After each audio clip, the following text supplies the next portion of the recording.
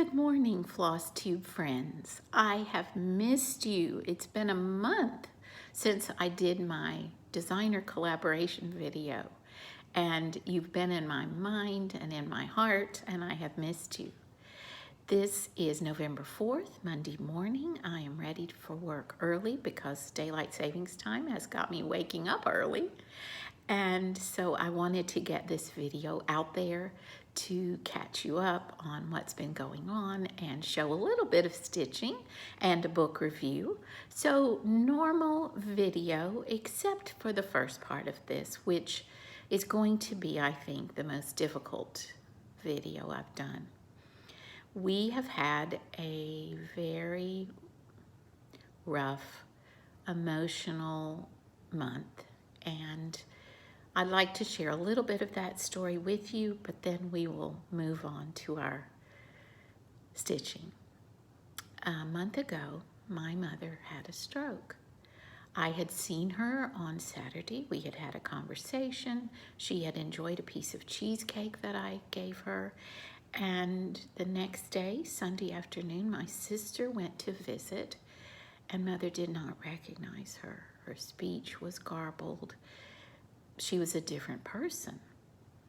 It was determined that she had had a stroke, although the only thing that was affected was the speech. And then by Monday, the speech pathologist evaluated and found that her swallowing had been affected. So they had to put her on the thickener and the pureed diet, and none of that appealed to her. She just was not herself. By the next Tuesday, so 2 days after we think the stroke occurred, we were advised to meet with hospice and go ahead and get her on hospice care. Whether it was end-of-life care, we didn't know at that point, but we knew it would give her more care for the needs that she would have. So we took care of that. Well, friends, 2 weeks later, Mother was gone. She passed away on Sunday morning, 2 weeks after that stroke. No one can prepare you for losing a parent. I don't even know how to express to you the difficulty, even an elderly parent. It's one of those things you know you'll have to face sometime in your life. And I'm so grateful that I'm an old woman facing that, not a younger one, but so difficult. I just am still very emotional. We are grateful that we know where she is. She was a believer, and we know she is with her Lord, free of that earthly body that had held her back for so many years.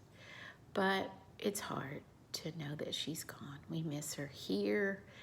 I miss just talking with her and asking her a question or just being there. So that's where we've been.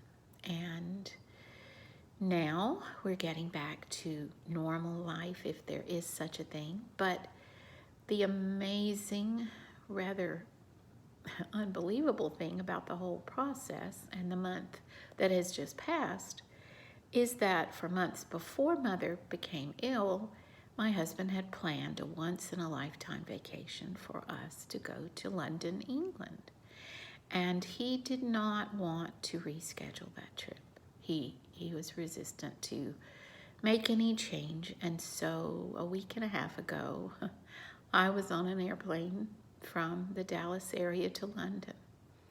And friends and dear ones had told me, go, enjoy. This may be the best way to grieve. Get away from your everyday busyness and just go. So I did, and they were right. It was, of course, an amazing trip. We saw as much in that city as we could, walked our legs off, I'm telling you people. The day we walked the least, it was 5 miles plus. Most days we did 7 to 9 miles. So I feel like a new woman in that respect. I'm fit again, even though I walk a lot when I'm home. So during that time, with everyday responsibilities far away, I was able to have some quiet time to think and to grieve and to process. And in London, if you've been, this is considered fall, of course. There are window boxes planted with flowers everywhere in the city, on the buildings, like the apartments and some of the commercial buildings. And my mother loved pansies. Everywhere I turned, there were beautiful pansies in window boxes. So I was able to think and remember her. And, you know, before she passed away, I very emotionally went and purchased pansies and planted them at my own home. So there we are. A process. It will continue to be a process. I know I will be okay. We are grateful to know where she is and to know that she has rest and freedom from the burden of that body that had let her down. And so forgive me for that story, but I needed to let you know where I was. My stitching has not appealed to me. Nothing really has caught my attention other than some cleaning and fussing around the house. That usually helps me process anger or sadness.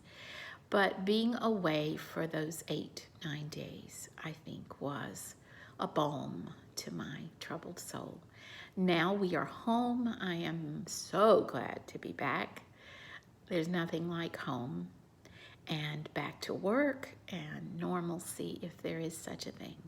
But thank you for listening, and I would like now to share the little bit of stitching I've done and a new project that I purchased while abroad, and then a book review. And I hope that I will hear from you soon, and I thank you for your interest and your support. You're always so encouraging.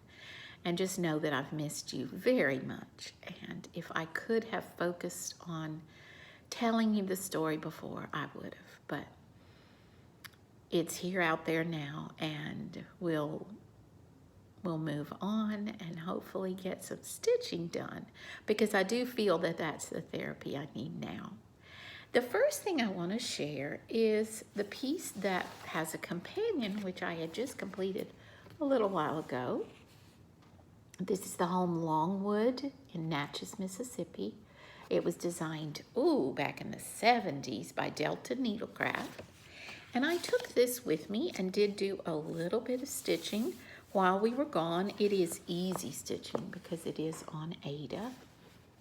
And you can see that my borders are almost finished. I don't know why it was calling to me to do the greens and blues and browns while I was away, but that's what called. So now I'm going to focus back on the house, and then I'll be able to fill in, hopefully, the last bit of border, but definitely therapeutic stitching. Its companion was the House Montaigne, and when both of these are finished, I will hope to frame them together as a pair for our home. Again, there is someone out there who is from Natchez who wanted to stitch these pieces. And if you are hearing this video, please message me, because when I finish, I want to pass the stash to you. Someone who grew up in Natchez needs to stitch these homes. So if you're that person who messaged me before, please let me know. I do want to share. So that one it traveled with me, as did this one, which I have shown you before. My husband ordered this in anticipation of our trip because we did go to the National Gallery in London. I highly recommend. Oh, beautiful, beautiful. And this is a Monet piece, not what you would consider typical Monet, but it is Westminster below the Thames, I believe it's called. No, the Thames below Westminster. Ha! We were able to see Westminster Cathedral. We had Evensong there. We worshiped at Evensong. I had to think which service we participated in. An amazing, amazing experience. So I also worked on this one on the trip, and this doesn't look like much progress, people. But this is this part, let me see where we are. It is this part of the design that I'm working on. So I made it down to here, I believe. Let me show you. Okay. These are not the kind of colors that I would have chosen. There are a lot of grays and subdued blues, but my husband loved the piece. We saw the actual piece, and it is amazingly gorgeous. So I'm going to persevere. I know it will be lovely when it is finished. So this is part of the wharf, I guess you would say. And this is going to be the gray water of the Thames. This will be a little bit of the building itself. So hopefully this will grow. This is a smaller count Ada. No, actually it isn't. It's 14 count. That seems so small. Wow. Okay. But I recommend these DMC kits. It is so beautifully packaged and easy to work with. So one of my places I really wanted to see was the store Liberty of London.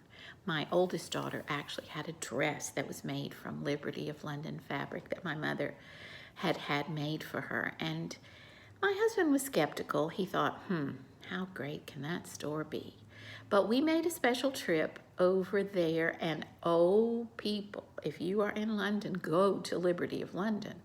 The prices on most items are expensive. They are out of my pay grade.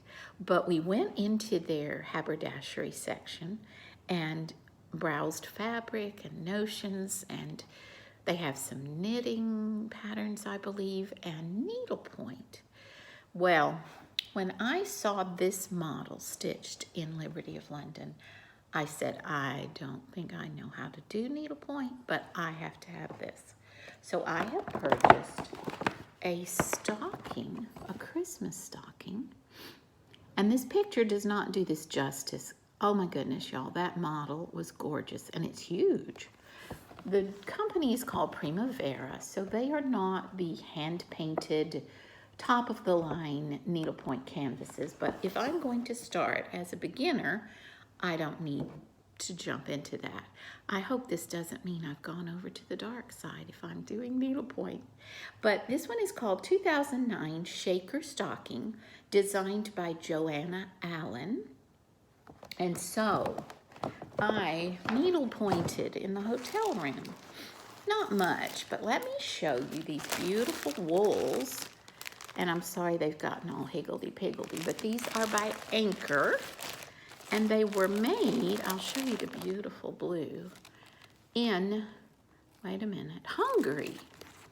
So Anchor wool.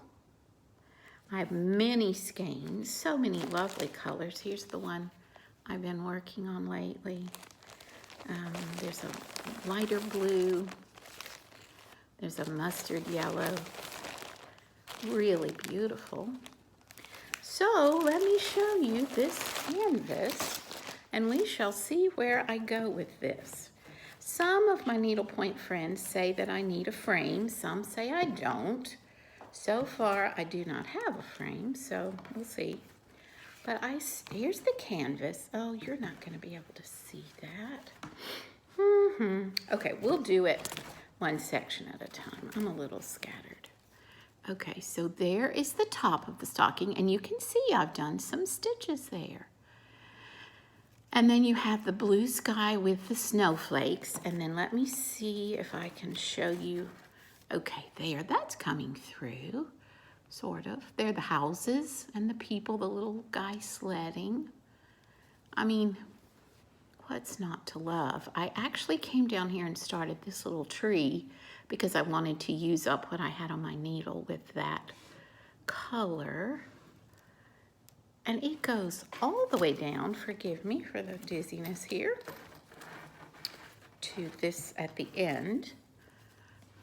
Can you see that at all? Ah, the cute dog. Anyway, we'll see. There are two things about it that are super easy. You do not look at a graph. You only color with the yarn within the designs. And there is a guide on the side of the canvas that gives you the colors, and there is a guide that tells you which color each one is, like number 5 might be 2832 or whatever. So that's your only paper referral that you go back to, and it has been very relaxing. Now, I would not say it goes as fast as cross stitch because I have not practiced it like I have cross stitch. But I have looked and looked for beautiful Christmas stockings that I thought I could actually finish. And all the cross stitch ones are so elaborate, and I don't know, this just appealed to me. So my husband said, won't be ready till next Christmas, which is quite correct. But I've been excited to try this. So let me know if you've ever picked up needlepoint and how you feel about it. That's about it for the stitching, and I am going to get back to a lot of projects. I took Mary, Queen of Scots, with me, and I was going to work on the alphabet. That would have been a mindless thing to do. But the problem was I needed my light. It is on such a tiny linen, I believe it's 36 count, that I could not see, even with my little light that went around my neck. So Mary packed, traveled to London, and came back. But when we were in, I believe, the Victoria and Albert Museum, we saw her needlepoint, her real needlepoint, and I took some pictures.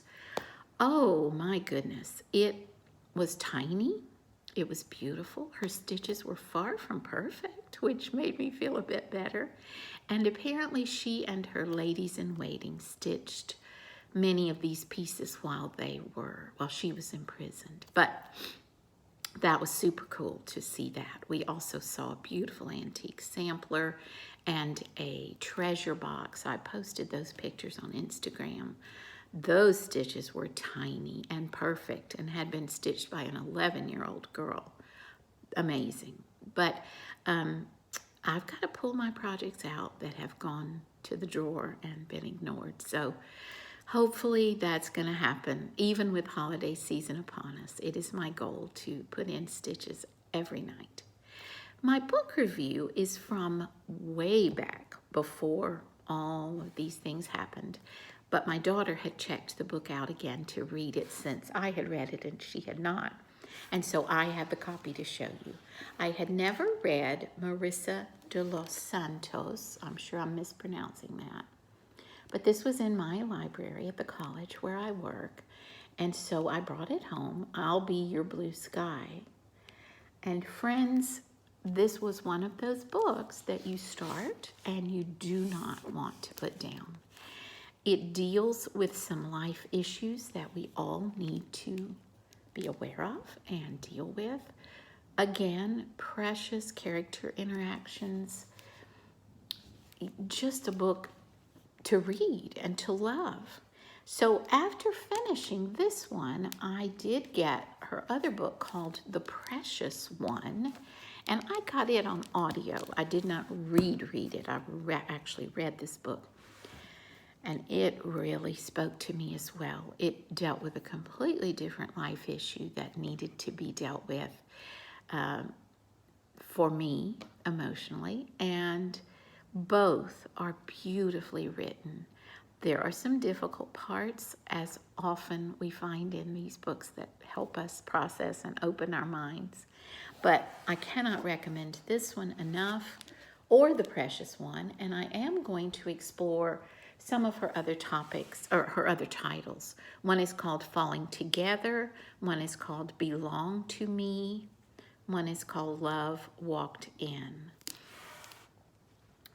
But if you enjoy relationship stories and beautiful characters and going back a little bit into history, you will love this.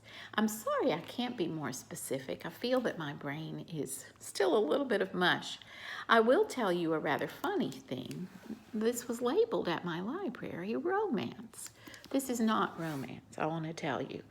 There is a relationship, and there is, if you call that romance, but it is not a romance novel. This is, I would say, historical fiction and definitely relevant to what we live today. So forgive my vagueness, but if you have time to check her out, De Los Santos, is her last name, and you will not regret her style of writing or her amazing character development and storyline.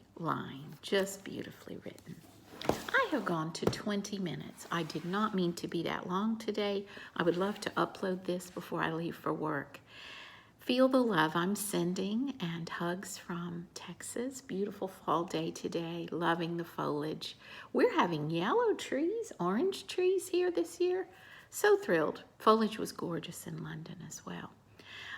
So take care, love those you have close, and let's visit again much sooner than a month. I promise to be back as soon as possible. See you very soon. Bye-bye.